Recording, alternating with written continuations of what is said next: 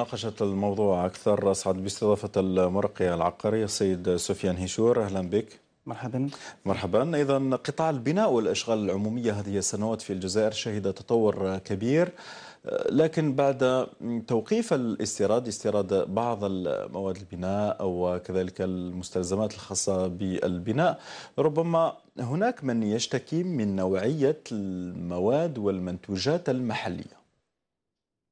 صحيح، في الميدان هذا يوجد نقص في مجالين. النقص الأول هو في الكمية، لأن في كثرة المشاريع فأصبحنا نتكلم على نفسنا فقط pour notre promotion uniquement. On n'a pas trouvé un fournisseur qui puisse répondre à notre demande. Ça c'est le premier point. Deuxième point، قلت الجودة.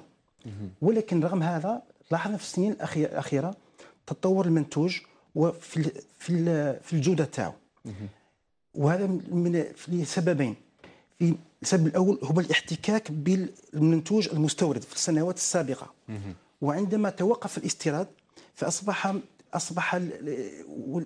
الشيء une obligation de la qualité.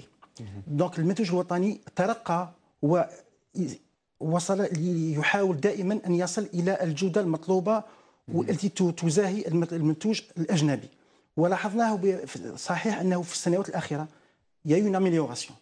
Mais le problème, c'est la quantité. Le problème n'est pas beaucoup plus la qualité, mais c'est la quantité. إذن قطاع البناء والأشغال العمومية يعني يواجه أزمة نقص في المواد، هذا ما تقصد؟ نعم، وهذا عنده تأثير بالنسبة لنا في le respect des délais.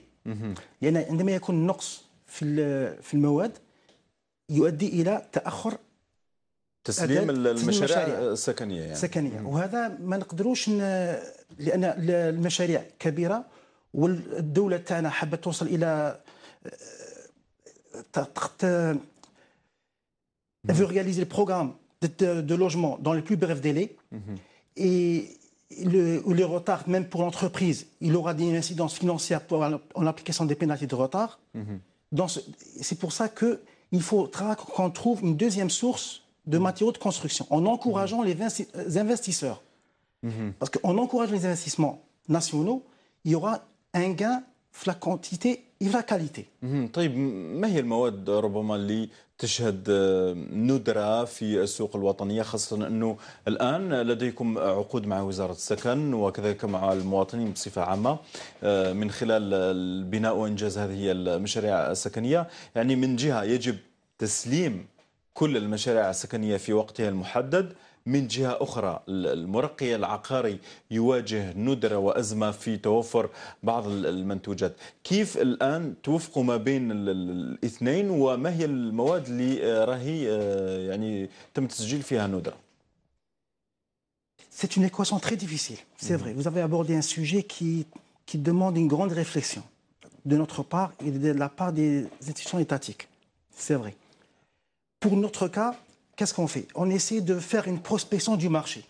Et on essaie d'avoir le maximum d'intervenants dans notre marché et ne pas nous lier à un seul fournisseur. Et deuxièmement, on essaie, pour notre part, d'investir ce domaine. C'est-à-dire qu'on essaie de produire nos propres matériaux de construction et on investit dans ce domaine qui est très porteur et qui aide et l'État et notre promotion. Et je pense que c'est la solution idéale où chaque promoteur investisse parce qu'on est dans le domaine, on connaît nos besoins, on connaît le type de matériaux qu'on va utiliser sur le marché et on connaît aussi les principaux fournisseurs étrangers en termes de matières premières.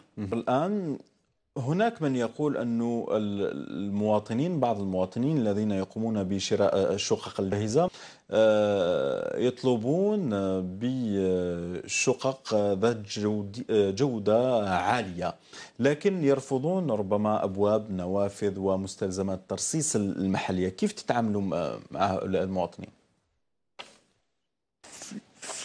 هو صحيح المطالب هي مطالب شرعية، ولكن في حالة notre promotion, on essaie toujours de choisir la meilleure qualité.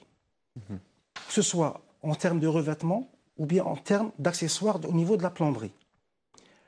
Je vous disais tout à l'heure, في الوقت الحالي في السوق الوطنية, il y a eu une amélioration sur le marché. Et sur certains produits, presque on voit plus la différence entre le produit local et le produit importé.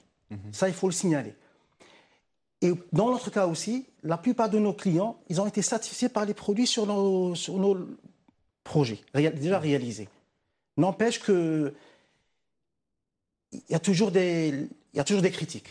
La critique est toujours la critique positive et négative. شكرا جزيلا لك السيد سفيان هيشور، مرقي عقاري، على كل هذه التفاصيل. كنت ضيفي في هذه الجولة الإخبارية.